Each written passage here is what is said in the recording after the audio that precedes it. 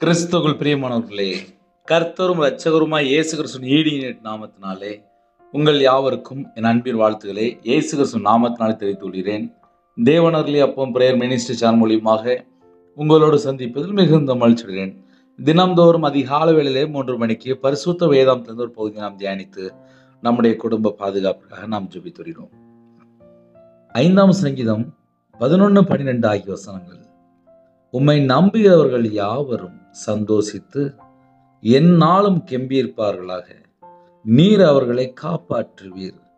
உம்முடைய நாமத்தை நேசிக்கிறவர்கள் உம்மில் களி கூறுவார்களாக. கர்த்தாவே, நீர் நீதிமானை ஆசீர்வதித்து காருண்யம் என்னும் கேடகத்தினால் அவனை சூழ்ந்து கொள்வீர். ஹல்லேலூயா. அவனை சூழ்ந்து கொள்வீர் என்று எழுதப்பட்டிருக்கு. நாம் வாழைகிற காலமே கடைசி காலம். இந்த கடைசி காலத்துல யாரு நமக்கு பாதுகாப்பா இருப்பா? 24 மணி நேரம் நமக்கு யாரு பாதுகாப்பு? கர்த்தர் மட்டும்தான் பாதுகாப்பு.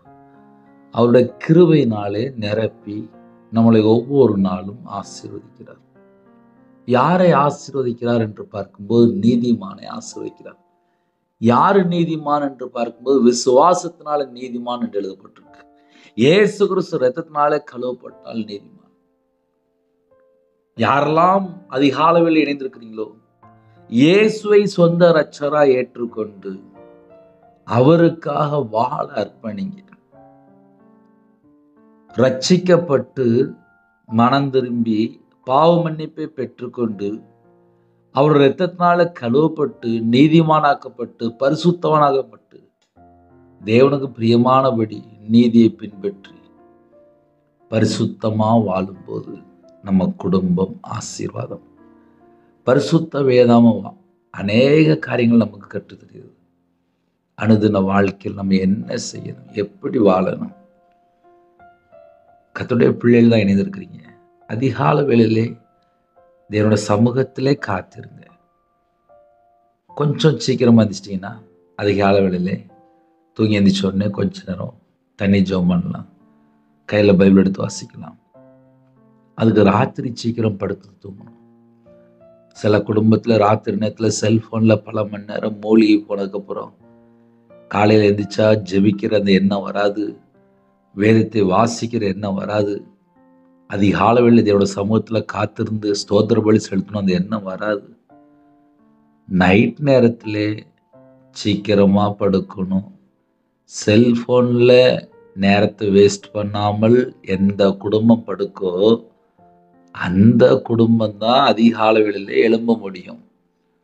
ஒரு சின்ன எக்ஸாம்பிளுக்கு சொல்கிறேனே, 12 மணி வரைய செல்ஃபோனில் மூழ்கி போய் இருக்கிறாங்க. அதுக்கப்புறம் தூக்கம் வருது. அப்போ காலைல எத்தனை மணி எழுந்திரிப்பாங்க? 8 மணி ஆயிரும். இப்போ என் வாழ்க்கையிலலாம் ஊழியத்துக்கு வந்ததுக்கப்புறம் நான் தூங்குறதுக்கே ரொம்ப நேரம் ஆயிரும். மேக்சிமம் ரொம்ப நேரம் ஆயிரும். காரணம் என்னன்னு சொல்லி பார்க்கும்போது, வியாபாரத்தில் இருக்கும்போது லேட்டாக தூங்கி பழகிட்டு, ஊழியத்துக்கு வந்ததுக்கப்புறம் அதே போல் ராத்திரி நேரத்தில் உட்காந்து பைபிள் வாசிக்க ஆரம்பித்தேன். சில நேரத்தில் என் மனைவி சொல்வா, காலையில் சர்ச்சுக்கு போகிற டைம் ஆகிட்டு அப்படிம்பா. அப்படியா அப்படின்னு சொல்லிட்டு கிளம்பி போயிடுவேன். அப்படியே கிளம்பி போயிடுவேன். இதையே அவங்களுக்கு சொல்லித்தரேன் அப்படின்னா, ஆவிக்குரிய வாழ்க்கையில் வளரணும் அப்படின்னா முதல்ல கையில் பைபிள் எடுத்து வாசிக்கணும். பைபிள் வாசிக்கும் போது ஆவியானவர் கற்றுத் தருவார். இந்த காரியம் எப்படி இருக்கு, உன் வாழ்க்கையில் நீ எப்படி இருக்க, அப்போ பரிசோதிக்கணும். ஆமாப்பா, இதில் நான் இன்னும் குறையா இருக்கேன்ப்பா, என்னை பரிசுத்தப்படுத்துங்கப்பா, உங்கள் ரத்தத்தினால கழுவி சுத்திகரிங்கப்பா அப்படின்னு அவரோட சமூகத்தில் நாம் தாழ்த்தும் போது, அவர் ரத்தத்தினால கழுவப்படும் போது நம்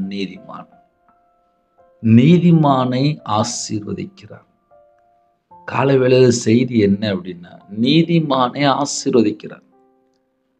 அப்ப நம்ம வாழ்க்கையிலே முக்கியமான ஒரு ஸ்டேஜ் என்ன அப்படின்னா, இயேசு கிறிஸ்து இரத்தத்தினால கழுவப்பட்ட ஒரு நீதிமானாக இந்த பூமியில நம்ம வாழணும். அப்படி வாழும்போது நம்ம குடும்பம் ஆசீர்வாதம். விக்கிர வழிபாடுல இருந்திருப்பாங்க, சாபத்துல இருந்திருப்பாங்க, பாவ அடிமையில இருந்திருப்பாங்க, சாபத்துல இருந்திருப்பாங்க, கர்த்தருடைய வார்த்தை கீழ்ப்படியாமல் துணிகரமா வாழ்ந்திருப்பாங்க, சாபத்துல இருந்திருப்பாங்க. ஏதோ ஒரு காரியத்துல பாவத்துல அக்கிரமத்துல வாழ்ந்துட்டு இருப்பாங்க. ஒரு மனுஷன் இயேசுவை சொந்த இரட்சகரா ஏற்றுக்கொள்ளும் போது, ஞானஸ்தானம் எடுக்கும்போது, அவருடைய சமூகத்துல காத்திருக்கும் போது எப்படி ஜெபிக்கணும்? அப்பா, உங்க பிள்ளை வந்திருக்கேன், உமக்காக நான் வாழணும்ப்பா, எனக்கு புது இருதயம் தாங்கப்பா, புதிய ஆவி தாங்கப்பா, எனக்கு பழைய சுபாவம் வேண்டாம், பழைய எண்ணம் வேண்டாம், பழைய கேரக்டர் எனக்கு வேண்டாம், கோபம் எனக்கு வேண்டாம், எரிச்சல் எனக்கு வேண்டாம், வைராக்கியம் எனக்கு வேண்டாம், நான் உங்க பிள்ளையா வாழணும், உங்க இரத்தத்தினால கழுவப்பட்ட உங்க பிள்ளையா நான் வாழணும். அப்ப ஆவிக்குரிய வாழ்க்கையில வளர்ச்சி அழகா இருக்கு. ஏன்னா என் வாழ்க்கையில நான் கற்றுக்கொண்டே, அதனால சொல்லித்தரேன். நான் வியாபாரத்துல இருந்ததுனாலே எனக்கு வியாபாரம் தான் தெரியும். ஆனால் என்னைக்கு நான் கையில பைபிள் எடுத்து வாசிக்க ஆரம்பிச்சனோ, என்னைக்கு பரிசுத்த ஆவியானவர் இடைப்பட்டு என் வாழ்க்கையில் உள்ள எல்லா காரியங்களும் மாற்ற ஆரம்பித்தாரோ, அந்த காரியங்களை அடிக்கடி சொல்ற ஒரு காரியங்கள் உண்டு. மனம் திரும்பி பாவ மன்னிப்பை பெற்றுக்கொண்டால் பரிசுத்த ஆவியானவர் நிரப்புவார். சில குடும்பத்திலே ஜெபிக்க வரும்போது சொல்லுவாங்க, நான் அந்நிய பாஷை பேசணும், நான் பரிசுத்தாவே பெற்றுக்கொள்ளணும் அப்படிம்பாங்க. நம்ம அதுக்கு முன்பாக நம்ம என்ன தெரியுமா யோசிக்கணும்? என் வாழ்க்கையில பழைய சுபாவங்கள், பழைய எண்ணங்கள், பழைய கேரக்டர் ஏதாவது தொடருதா? நிறைய நேரத்துல பழைய சுபாவங்கள் வெளியில வந்துடும். ரொம்ப நாள் வராம இருந்த மாதிரி இருக்கும், திடீர்னு வெளியே வந்துடும். யோவான் ஸ்நானன் சொல்றாரு, விரியன் பாம்பு குட்டியலே அப்படிங்கிறார். அப்படின்னா என்ன அர்த்தம்? நம்ம லைட்டா யோசித்து பார்ப்போமே. விரியன் பாம்பு குட்டிகளே, ஏதோ ஒரு காரியத்துல தந்திரம் உள்ள கிடக்கு. அதனாலதான் அப்படி சொல்றாரு. விரியன் பாம்பு குட்டிகளே, வரும் கோபத்துக்கு தப்பித்துக்குள்ள உங்களுக்கு வகை காட்டினவன் யார்? காலவேளையிலே நிறைய குடும்பத்துல என்ன யோசிப்பாங்க அப்படின்னா, நான் தேவனுடைய சமூகத்துல கேட்டா எனக்கு தந்துருவாரு, நம்ம அப்படி ஜெபம் பண்ணிடலாம், நம்ம இப்படி ஜெபம் பண்ணிடலாம் சொல்லி பல காரியங்களுக்காக யோசித்து பார்ப்பாங்க. ஆனால் நம்ம இருதயத்துக்குள்ளே தந்திரம் இருக்கா, வஞ்சிக்கிற கேரக்டர் இருக்கா, அதை நம்ம கண்டுபிடிக்கணும். ஒரு மனுஷனுக்குள்ள வஞ்சிக்கிற ஒரு சுபாவம் இருக்கும்போது, தந்திரமான ஒரு சுபாவம் இருக்கும்போது, வேதம் சொல்கிறது, விரியன் பாம்பு குட்டிகளே, வரும் கோபத்துக்கு தப்பித்துக் கொள்ள உங்களுக்கு வகை காட்டினவன் யார்? அப்படின்னா என்ன பிரதர் அப்படின்னா, மனம் திரும்பல அப்படின்னா அவங்களோட இருதயத்துக்குள்ளே விரியன் பாம்பு குட்டி இருக்குன்னு அர்த்தம். விரியன் பாம்பு குட்டின்னா என்ன அர்த்தம் அப்படின்னா, ஆதியாகமம் 3ஆம் அதிகாரத்தில் எழுதப்பட்டிருக்கு, சர்ப்பம் என்னை வஞ்சித்தது. அந்த சர்ப்பம் அப்படின்னாலே தந்திரம், சர்ப்பம் அப்படின்னாலே மோசம் போக்குற ஒரு பிசாசு, ஏமாத்துறவன். இன்னைக்கு நிறைய குடும்பத்திலே மனுஷனுடைய சத்தத்தை கேட்டு ஏமாந்துருதாங்க, மனுஷனுடைய வார்த்தையை கேட்கும் போதே ஏமாந்துருதாங்க. அதுக்கப்புறம் என் வாழ்க்கையில தோல்வி, எனக்கு என்ன பிரச்சனை அப்படின்னு சொல்லி தெரியாம உட்கார்ந்து புலம்பிட்டு இருக்கிறாங்க. என் வாழ்க்கையில நான் புலம்பியிருக்கேன். தேவனுடைய சத்தத்தை கேட்கும் போது ஒரு மனுஷனுடைய வாழ்க்கையில வெளிச்சம் உண்டாகிறது, அவனுடைய இதயத்தில் உள்ள இருள் எல்லாம் விலகி போகும். கர்த்தருடைய கிருபையினாலே தேவன் அருளிய அப்போ மினிஸ்டர் மூலியமாக எத்தனையோ குடும்பத்துல இணைந்திருக்கிறீங்க. நிறைய குடும்பத்துல ஆவிக்குரிய ஒரு சாட்சி சொல்லிட்டே வருவீங்க. என்ன சாட்சி சொல்லுவீங்க அப்படின்னு சொல்லி பார்க்கும்போது, இந்த வருஷத்துல நான் முழு பைபிளை ஒரு தடவை வாசித்துட்டேன், நான் 2 தடவை வாசித்துட்டேன். ஒரு குடும்பத்துல என்ன சொன்னாங்க அப்படின்னா, 20 வருஷமா நான் பைபிள் வாசிக்கல, உங்க செய்தி நான் என்னைக்கு கேட்க ஆரம்பிச்சனோ, முதல்ல எங்க வீட்டுல நான் 5 மணி நேரம் 6 மணி நேரம் செல்போன்ல நான் மூழ்கி போயிருப்பேன். நான் வெளிநாட்டில் இருக்கிறேன், எங்கள் அம்மா அப்பாலாம் இந்தியாவில் இருக்கிறாங்க, நான் தனிமையில் இருக்கிறேன். அதனால் என் கணவர் வேலைக்கு போனதுக்கப்புறம் நான் எப்போதுமே செல்ஃபோனில் தான் இருப்பேன். எங்கள் அம்மா அப்பாவுக்கு தெரியாமல் நான் ஒரு மகனை விரும்பி திருமணம் முடித்துக்கிட்டேன். அதனால் எங்கள் அம்மா அப்பாவை போய் நான் பார்க்க முடியல. எனக்கு கணவர், எனக்கு பிள்ளைகள், இப்படிப்பட்ட என்னுடைய வாழ்க்கையிலே எனக்கு நேரம் எப்பமெல்லாம் சும்மா இருக்கிறனோ அப்பமெல்லாம் மேக்சிமம் செல்ஃபோன் தான் நான் கையில் எடுத்து பார்த்துட்டு இருப்பேன். உங்களுடைய செய்தி என்னைக்கு கேட்க ஆரம்பிச்சனோ, நான் இப்போ முறை பிரகாரம் கையில் பைபிள் எடுத்து வாசிக்கிறேன். நான் வெளிநாட்டில் தான் இருக்கேன் அப்படின்னாங்க. அப்படின்னா என்ன அர்த்தம் அப்படின்னா, ஒரு செய்தி கேட்கும்போது உங்கள் இருதயத்துக்குள்ளே இந்த வார்த்தை வரணும். உங்கள் வாழ்க்கையிலே கர்த்தருடைய வார்த்தை நீங்கள் கேட்கும்போது ஒரு விடுதலை உண்டாகணும். சத்தியத்தை அறிவீர்கள், சத்தியம் உங்களை விடுதலையாக்கும். நீதிமான் இதயத்துக்குள்ளே தேவன் அருளிய வேதம் இருக்கு என்று எழுதப்பட்டிருக்கு. நீதிமானை ஆசீர்வதிக்கிறார், நீதிமானுக்கு ஒரு பாதுகாப்பு தருகிறார். இன்னைக்கு கர்த்தருடைய பிள்ளைகள் இயேசு கிறிஸ்து ரத்தத்தினால கழுவப்பட்ட பின்பாக நம்ம என்ன தரமா யோசித்து பார்க்கணும். என்னையும் சேர்த்து தான் நம்ம வாழ்க்கை தேவனுடைய கரத்துல தான் இருக்கு. அவருடைய உள்ளங்கையிலே வரைந்து வைத்திருக்கிறார். நம்ம வாழ்க்கையில எங்கெல்லாம் மிஸ்டேக் இருக்கோ பரலோகத்துல தேவன் பார்த்துட்டு இருப்பாரு. அவருக்கு நல்லா தெரியும். 24 மணி நேரம் வாழ்க்கையில ஒரு மனுஷன் எங்க தப்பா இருக்கிறான், எந்த இடத்துல குறையா இருக்கிறான், இன்னும் எதுல பரிசுத்தமாக்கப்படணும், தேவனுக்கு நல்லா தெரியும். சில குடும்பத்துல என்ன பண்ணுவாங்க அப்படின்னா, தேவையில்லாத எந்த ஒரு வீடியோ பார்க்க மாட்டாங்க, தேவையில்லாம எதுவுமே பார்க்க மாட்டாங்க, தேவையில்லாம பேச மாட்டாங்க. அவங்க அவ்வளவு பர்ஃபெக்டா இருப்பாங்க. காலையில பைபிள் எடுத்து வாசிப்பாங்க, நல்ல முழங்கால் நின்று ஜெபம் பண்ணுவாங்க, காலையில நைட்டு நல்ல முழங்கால் நின்று ஜெபம் பண்ணிடுவாங்க. அவங்க இதயத்துல பார்த்தா என்ன இருக்குன்னு சொல்லி கொஞ்சம் எட்டி பார்த்தா மாமியாரை மட்டும் மன்னிக்காம இருப்பாங்க, மருமகளை மட்டும் மன்னிக்காம இருப்பாங்க. நாடகம் பார்க்க மாட்டாங்க, படம் பார்க்க மாட்டாங்க, விக்கிரகாரம் இருக்காது, பொய் பேச மாட்டாங்க, தீமையான காரியத்தை யோசிக்க மாட்டாங்க, 100க்கு 100 உண்மையா இருப்பாங்க. நல்ல அந்நிய பாஷையில ஜெபம் பண்ணுவாங்க, நல்ல தரிசனம் பார்ப்பாங்க, சர்ச்சில் எல்லா ஃபங்க்ஷன்லையும் அட்டன் பண்ணுவாங்க, எல்லா ப்ரோக்ராம்லையும் அட்டன் பண்ணுவாங்க, சர்ச்சுக்கு காணிக்க லட்சக்கணக்காக கொடுப்பாங்க.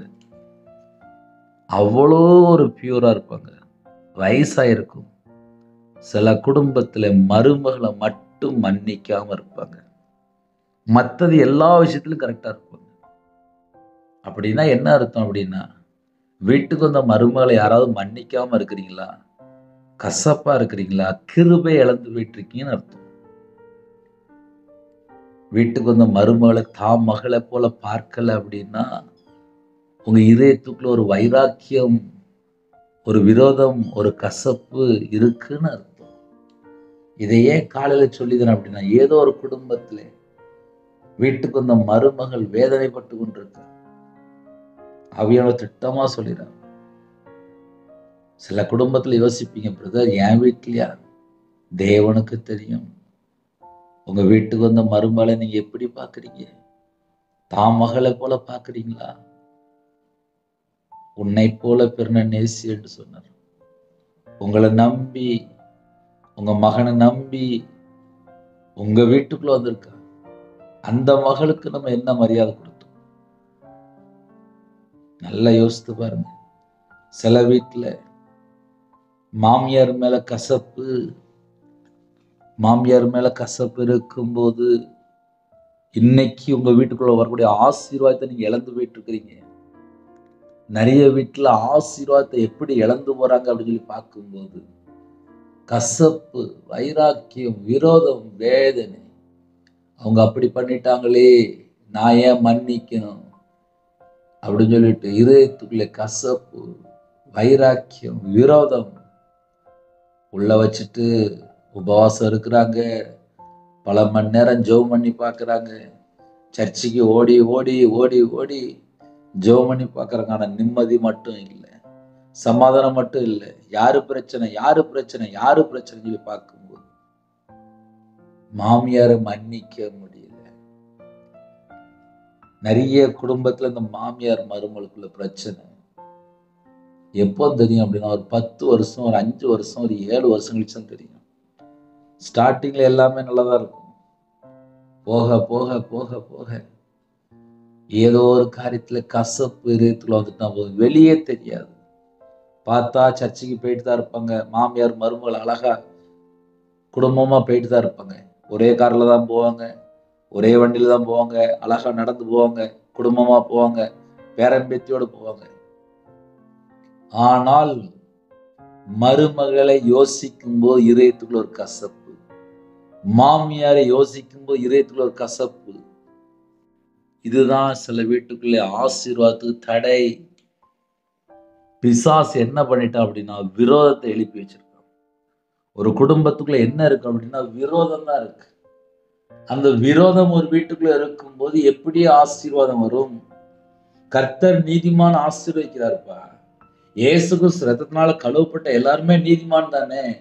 அந்த நீதிமானுடைய வீட்டுக்குள்ள ஆசீர்வாதம் இருக்கணுமே, வேண்டிய திறமையா இருக்கணுமே, அவங்களோட மன விருப்பத்தை கர்த்தர் நிறைவேற்றி தருவார்கள். அப்புறையே சில வீட்டுக்குள்ள தட்டுப்பாடு. சில வீட்டுல மாமியார் என்ன யோசிப்பாங்க அப்படின்னா, என் மருமக கம்மியா கொண்டு வந்துட்டேன். சில வீட்டுல மருமக என்ன யோசிப்பாங்க அப்படின்னா, நான் வந்ததுக்கு அப்புறம் என்னை ரொம்ப வேலை வாங்குறாங்க. இதெல்லாம் சின்ன சின்ன காரியமா இருக்கும். விட்டு கொடுத்து போயாச்சுன்னா எல்லாமே ஆசீர்வாதம் தான். ஈசாக்குடைய வாழ்க்கையில விட்டு கொடுத்து போனாரு. அதனாலதான் ஈசாக்குடைய வாழ்க்கையில 100 மடங்கு ஆசீர்வாதம். இன்னைக்கு சில வீட்டுல மாமியாரும் விட்டு கொடுக்க மாட்டுக்காங்க, மருமகளும் விட்டு கொடுக்க மாட்டுக்காங்க. 2 பேர் உட்கார்ந்து சண்டை போட்டு வீடை பிரிச்சு அப்புறம் 2 நாளாகி ஒரே வீடு 8 திசைன்னு மாறிடும். காரணம் என்ன? யாரும் ஒருத்தனை விட்டு கொடுக்காமல். இது சில வீட்டுக்குள்ள இருக்கிறதுனால ஆசீர்வாத தடை. அதனால கர்த்தருடைய பிள்ளைகள் அதிகால வேளையில ஆசீர்வாதங்களை பெற்றுக்கொள்ளணும் அப்படின்னா நம்ம இதயத்துல கசப்புலாம் இருக்கக்கூடாது. இயேசு கிறிஸ்து ரத்தத்தினால கழுவப்பட்ட பிள்ளைகளுக்கு பண ஆசை இருக்கக்கூடாது, பொருள் ஆசை இருக்கக்கூடாது, விக்கிரக வழிபாடு இருக்கக்கூடாது, இச்சையான காரியம் இருக்கக்கூடாது, அசுத்தமான காரியம் இருக்கக்கூடாது, அருவருப்பான காரியம் இருக்காது, தீட்டான காரியம் இருக்கக்கூடாது, இருமாப்பு இருக்கக்கூடாது, மாறுபாடு இருக்கக்கூடாது, முறுமுறுப்பு இருக்கக்கூடாது, அடங்கி இருக்கணும் கர்த்தருடைய கரத்துக்குள்ளே. பெருமை இருக்கக்கூடாது, பொறாமை இருக்கக்கூடாது, தேவையில்லாம காரியங்கள், புறங்கூறிய காரியங்கள், பரிசுத்தவான்களை தப்பா பேசுற எதுவுமே இருக்கக்கூடாது. நீதிமான் அப்படின்னாலே தேவன் பார்த்துட்டு இருக்கிறார். நீதிமானுடைய சிரசு மேல ஆசீர்வாதம் தங்கி இருக்கு. இன்னைக்கு எத்தனை குடும்பத்திலே தட்டுப்பாடு, எத்தனை குடும்பத்திலே வேதனை, எத்தனை குடும்பத்திலே கஷ்டம். காரணம் என்ன? வார வாரம் ஞாயிற்றுக்கிழமை சர்ச்சைக்கு போயிருந்தாங்க, வார வாரம் காணிக்க போட்டிருந்தாங்க, தசம பாகம் கூட வச்சிருந்தாங்க, உபவாசம் கூட இருந்திருந்தாங்க, காலையில நைட்டும் ஜெபம் கூட பண்ணியிருந்தாங்க. ஆனால் அந்நிய பாஷை பேச முடியல, பரிசுத்தாவியை பெற்றுக்கொள்ள முடியல. காரணம் என்ன? இருதயம் புதுசாயிட்டா இல்லையா? சில குடும்பத்துல இருதயம்லாம் செத்து போன நிலைமையில இருக்கும். சில குடும்பத்துல இருதயம் ஃபுல்லா இருள் அடைஞ்சு போயிருக்கும். சில குடும்பத்துல இருதயம் ஃபுல்லா அருவருப்பா இருக்கும். சில குடும்பத்துல இருதயம் ஃபுல்லா அசுத்தமான காரியமா இருக்கும். சில குடும்பத்துல இருதயம் இச்சையான காரியத்துல நிரப்பப்பட்டிருக்கும். சில குடும்பத்துல மாம்ச எண்ணங்கள் மட்டும்தான் இதயத்துக்குள்ள இருக்கும். ஐயா அம்மா வார வாரம் ஞாயிற்றுக்கிழமை சர்ச்சுக்கு போயிருவோம். ஆனால் ஆவிக்குரிய வாழ்க்கையில மனமாற்றம் இருந்தா மட்டும்தான் பரிசுத்தாவை பெற்றுக்கொள்ள முடியும், அந்நிய பாஷை பேச முடியும். எனக்கு நிறைய ஜெப குறிப்பு வரும்போது, பிரதர் நான் பரிசுத்தாவை பெற்றுக்கொள்ளணும், நான் அபிஷேகம் பெற்றுக்கொள்ளணும் அப்படிம்பாங்க. அபிஷேகம் பெற்றுக்கொள்ளணும் அப்படின்னா என் இருதயத்துக்குள்ளே தேவையில்லாத எந்த ஒரு குப்பையும் இருக்கக்கூடாது. எங்க வீட்டுல சில நேரத்துல பேசும்போது சொல்லுவாங்க, நேரத்தைக்குள்ள காரியம் கேட்டா மறந்து போயிட்டுவீங்க, ஒரு வாரம் முன்னாடி கேட்டா மறந்து போயிட்டீங்க அப்படிங்க. எப்படி அப்படிமா? வசனத்தை கையில பைபிள் எடுத்து வாசிங்க, வசனம் தான் இதயத்துக்குள்ள எழுதப்படும். இருதய பலகையில வசனம் எழுதப்படணும். அந்த இருதயத்துக்குள்ளே கவலையோ, வேதனையோ, துக்கமோ, அவமானமோ, நிந்தையோ, உலகத்தில் உள்ள மாயான காரியங்கள் இருதயத்தில் இருந்துச்சுன்னா இருதயம் சோர்ந்து போயிரும். சில குடும்பத்துல கால வேளையில இன்னைக்கு என் குடும்பத்தை ஆசீர்வச்சிருவாரா அப்படின்னு சொல்லி ஆசைப்படுவீங்க. உங்க இருதயத்துல உலக கவலை இருக்கா? எதை குறித்து கவலைப்படுறீங்க? எந்த ஒரு பாரமா இருந்தாலும் அவருடைய சமூகத்துல இறக்கி வைங்க. அப்பந்தான் உங்க குடும்பத்தை கர்த்தர் ஆசீர்வதிப்பார். இப்ப நான் சொல்ல முடியும், நான் வியாபாரத்துல இருந்து வந்ததுனால கடன்ல கஷ்டப்பட்டு வந்தேன். ஒரு பைத்தியக்காரன் போல சொந்த தேசத்தை விட்டு கடந்து போயிட்டு மன அழுத்தம், டிப்ரெஷன், கண்ணீர் வாழ்க்கை, நிந்தைகள், அவமானங்கள், கேவலங்கள், எல்லாரால் ஒதுக்கப்பட்ட நிலைமை, கண்ணீர் வாழ்க்கை. ஆனா தேவனுடைய சமூகத்துல போய் ஜெபிக்கும் போது, பாவியா என் மேல கிருபையா இருங்க, பாவியா என் மேல கிருபையா இருங்க, பாவியா என் மேல கிருபையா இருங்க, பாவியா என் மேல கிருபையா இருங்க, பாவியா என் மேல கிருபையா இருங்க. உங்க ரத்தத்தினால இன்னைக்கு கழுவி சுத்திகரிங்க, என் பாவத்தை மன்னிங்கப்பா. தேவனோட சமூகத்துல தாழ்த்த ஆரம்பிச்சு. இதை ஏன் உங்களுக்கு காலைல சொல்லிதரேன் அப்படின்னா, நீதிமான் சிரசு மேல ஆசீர்வாதம் தங்கி இருக்கணும். இன்னைக்கு எத்தனையோ குடும்பத்துல ஆசீர்வாதத்தை காணும். ஒரு வேதனையான காரியமா இருக்கு. கர்த்தாவே நீர் நீதிமான ஆசீர்வதித்து என்று எழுதப்பட்டிருக்கு. காருண்யம் என்னும் கேடகத்தினால் அவனை சூழ்ந்து கொள்வீர். அவருடைய கிருபை அப்படியே நம்மளை சூழ்ந்து கொள்ளும். அதுதான் நமக்கு பாதுகாப்பு. இப்போ நிறைய குடும்பத்துல ஒரு கேள்வி கேட்கலாம், அவருடைய காருண்யம் நம்மளை சூழ்ந்து இருக்குல்ல, அப்புறம் எப்படி பிரச்சனை வருது, அப்புறம் எப்படி போராட்டம் வருது, அப்புறம் எப்படி அப்படிம்பாங்க. சிந்தனையிலே தீமையான எண்ணமோ, அசுத்தமான எண்ணமோ, இச்சையான எண்ணமோ நம்ம இடம் கொடுக்கும் போதுதான் தேவனுடைய பாதுகாப்புக்குள்ள இருந்து நம்ம வெளியில வாரோம். தேவனுடைய பிரசன்னத்துல இருந்து நம்ம வெளியில வாரோம். ஆதாம் ஏவாள் எங்க தப்பு பண்ணாங்க? பிசாசுடைய சத்தத்துக்கு செவி கொடுக்கும் போது, அந்த பழத்தை எடுத்து சாப்பிடும் போது, அதுக்கப்புறம் மாம்சத்துல கன்வெர்ட் ஆயிட்டாங்க. பிசாசுடைய சத்தத்துக்கு நம்ம செவி கொடுக்கும் போது, மனுஷனுடைய சத்தத்துக்குள்ளே நம்ம செவி கொடுத்து அதன்படி நம்ம சில நேரத்தில் செய்யும் போது நம்ம வாழ்க்கையில சில காரியங்கள் தோல்வியா மாறிடுது. நிறைய குடும்பத்துல ஏன் தோல்வி, ஏன் தோல்வி, ஏன் தோல்வி நம்ம நிறைய யோசித்து பார்ப்போம். இப்ப என் வாழ்க்கையில நான்லாம் எத்தனையோ காரியத்துல தோல்வியை நான் பார்த்திருக்கேன். எத்தனையோ காரியத்தை நான் சொல்ல முடியும். அப்படின்னா என்ன அர்த்தம் பிரதர் அப்படின்னா, தேவனுடைய சத்தத்துக்கு எந்த அளவுக்கு நம்ம கீழ்படிறோமோ அந்த அளவுக்கு நம்ம ஆவிக்குரிய வாழ்க்கையில வளர முடியும். தேவனுடைய சமூகத்துல தாழ்த்தி எந்த அளவுக்கு நம்ம ஜெபிக்கிறோமோ அந்த அளவுக்கு நம்ம வளர முடியும். பரிசுத்த ஆவியானவருக்கு எந்த அளவுக்கு நம்ம இடம் கொடுக்கிறோமோ அந்த அளவுக்கு நம்ம ஆவிக்குரிய வாழ்க்கையில வளர முடியும். ஆனா அதெல்லாம் விட்டுட்டு கையில செல்போன்ல பல மணி நேரம் மூழ்கி போய் கிடந்தாலோ, கையில பைபிள் எடுத்து வாசிக்காம இருந்தாலோ, ஜெபம் பண்ணாமல் இருந்தாலோ, மனுஷன்ட்ட போய் பல மணி நேரம் கதை பேசிட்டு இருந்தாலோ, விக்கிரத்தில் உள்ள மனுஷன்ட்ட போய் பழகிட்டு இருந்தாலோ, உலகத்துல தேவையில்லாத ஒரு நபர்கிட்ட போய் பழகிட்டு இருந்தாலோ நம்ம வாழ்க்கை ஆசீர்வாதமா இருக்காது. நான் பைபிள் வாசித்தல் இதைத்தான் கற்றுக்கொண்டேன். வீணான வார்த்தைகள் எல்லாம் நியாயத்திற்கு நாளில் கொண்டு வந்து நிறுத்திடுவார். இன்னைக்கு ஒரு போன் எடுத்தா 4 மணி நேரம் பேசுறாங்க. நீதிமான் அப்படின்னு சொல்லி பார்க்கும்போது பொய் பேச்சை வெறுக்கிறான் என்று வேதம் சொல்கிறது. இப்ப நம்ம கால வேளையில நம்ம மனசுல கை வச்சு யோசித்து பார்க்கலாம். இயேசு கிறிஸ்து அதனால கழுவப்பட்ட நீதிமான் தானப்பா நானு. நம்ம வாழ்க்கை, நம்ம இருதயம் எப்படி சொல்லி நம்ம யோசித்து பார்த்தாலே தெரியும். சில குடும்பத்துலலாம் நீதிமான் சொல்லிடுவாங்க. ஆனா நகை ஆசை உள்ளதானே இருக்கு, பொருளாசை உள்ளதானே இருக்கு. வீட்டுல பையன் இருப்பான், திருமணத்திற்காக நல்ல மருமக வேணும்னு சொல்லி, ரட்சிக்கப்பட்ட மருமக வேணும்னு சொல்லி பார்ப்பாங்க.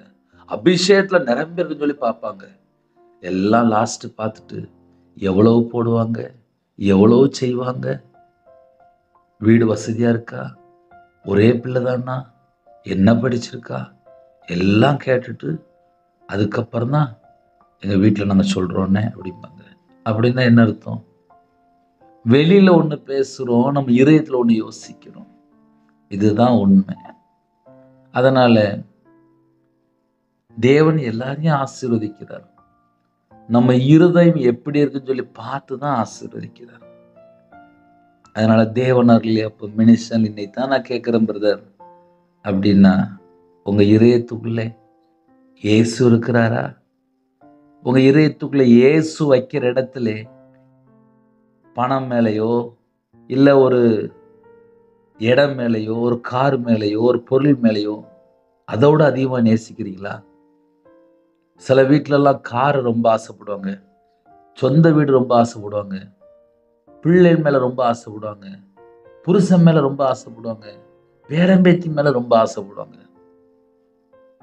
இன்னைக்கு நம்ம இருதயம் எதை சார்ந்து இருக்கு? நீதிமான் இதயத்துக்குள்ள தேவன் அருளிய வேதம் இருக்கிறது என்று எழுதப்பட்டிருக்கு. இன்னைக்கு நம்ம இதயத்துக்குள்ள வேதம் இருக்கா? வேதம் இருக்க வேண்டிய இடத்திலே நம்ம வேற எதை வச்சிருக்கிறோம்? நம்ம அப்படி கொஞ்சம் யோசித்து பார்க்கலாமே. சில வீட்டுல பேங்க் லோன் போயிட்டு இருக்கும், ஜொல் லோன் போயிட்டு இருக்கும், பைனான்ஸ்ல வாங்கியிருப்பாங்க, பிள்ளைகள் படிச்சுட்டு இருக்கும், வீட்டுல 1008 பிரச்சனை இருக்கும். காலை வெளில ஜெபம் பண்ணுவாங்க, அப்பா இன்னைக்கு என் பிரச்சனை எப்படியாவது சரி பண்ணிருங்க அப்பா. அவங்களுடைய ஜெபம் என்னவா இருக்கு? இன்னைக்கு என் பிரச்சனை எப்படியாவது சரி பண்ணிருங்கப்பா. அவங்க இருதயம் ஃபுல்லா வேதனைனாலே, துக்கத்தினாலே, கண்ணீர்னாலே நிரம்பி இருக்கும். இயேசு கிறிஸ்து உங்க இதயத்துக்குள்ள வந்தால் உங்க குடும்பம் ஆசீர்வாதமா இருக்கும்.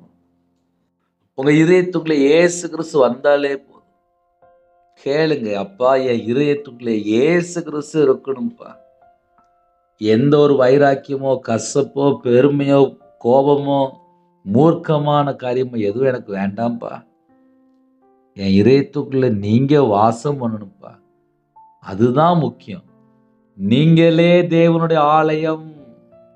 தேவனுடைய ஆலயத்துக்குள்ள யார் இருக்கணும்? பிதா, குமாரன், பரிசுத்தாவியானவர் இருக்கும் போதுதான் இதயத்துக்குள்ள சமாதானம், வாழ்க்கையில் ஆசீர்வாதம், குடும்பத்துக்குள்ள எழுப்புதல், மனமாற்றம், ரட்சிப்பு, ஆவிக்குரிய வாழ்க்கையில வளர முடியும். கையில பைபிள் எடுத்து வாசித்தா புரியும், பரிசுத்தமா வாழ முடியும், நீதியை பின்பற்ற முடியும், கட்டளைக்கு கீழ்ப்படிய முடியும், கற்பனை கைக்கொள்ள முடியும், நற்கிரியை செய்ய முடியும், நன்மை செய்ய முடியும், அன்பு கூற முடியும், உன்னை போல பிறனை நேசிக்க முடியும். காலைல தூங்கி எழுந்திரிச்சா ஒரு நிம்மதியா சந்தோஷமா வெளியில புறப்பட்டு போலாம்.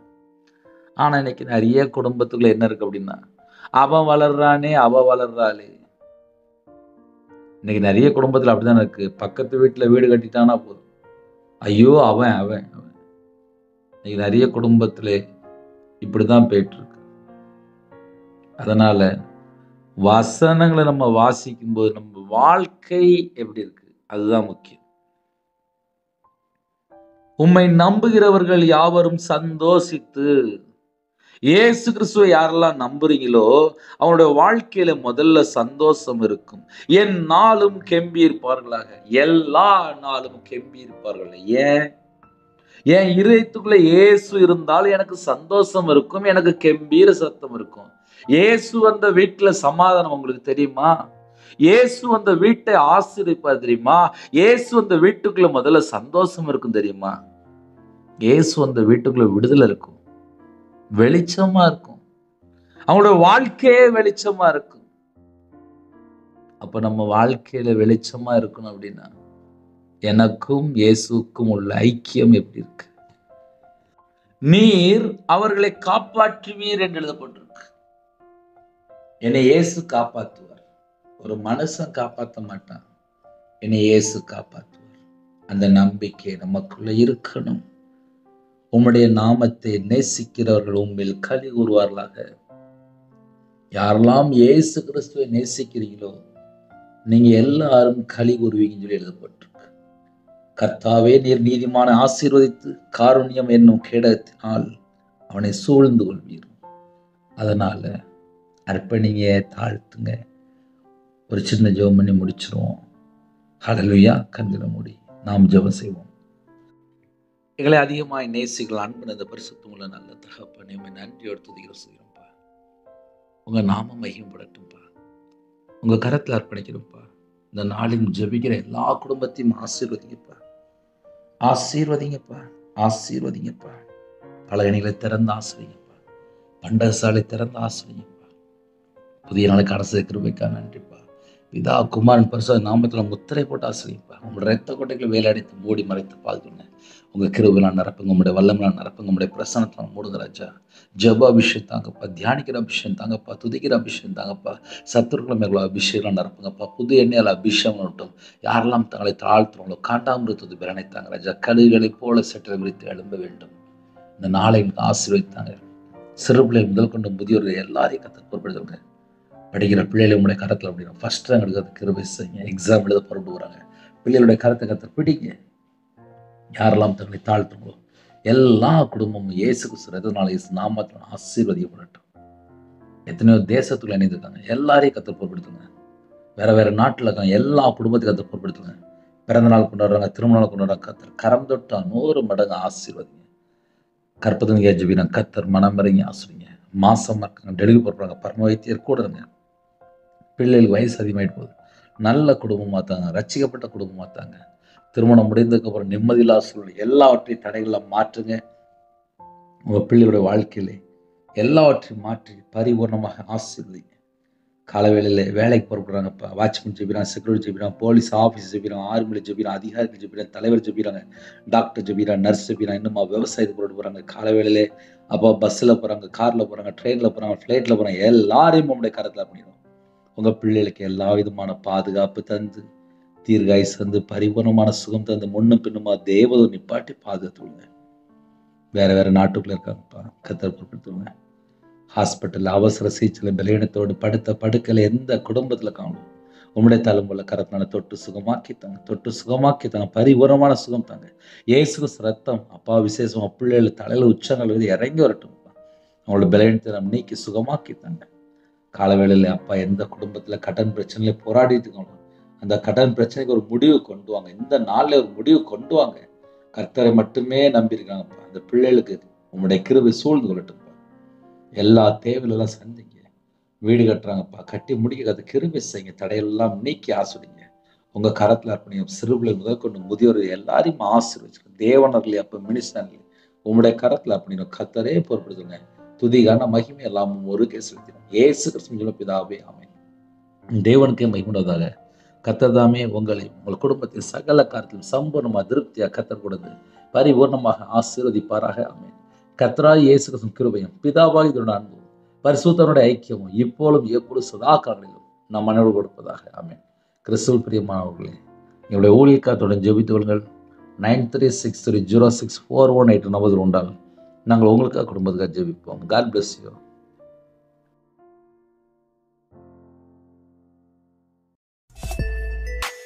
Thanks for watching. Please subscribe our channel. Click the like and share. Click the bell. God bless you.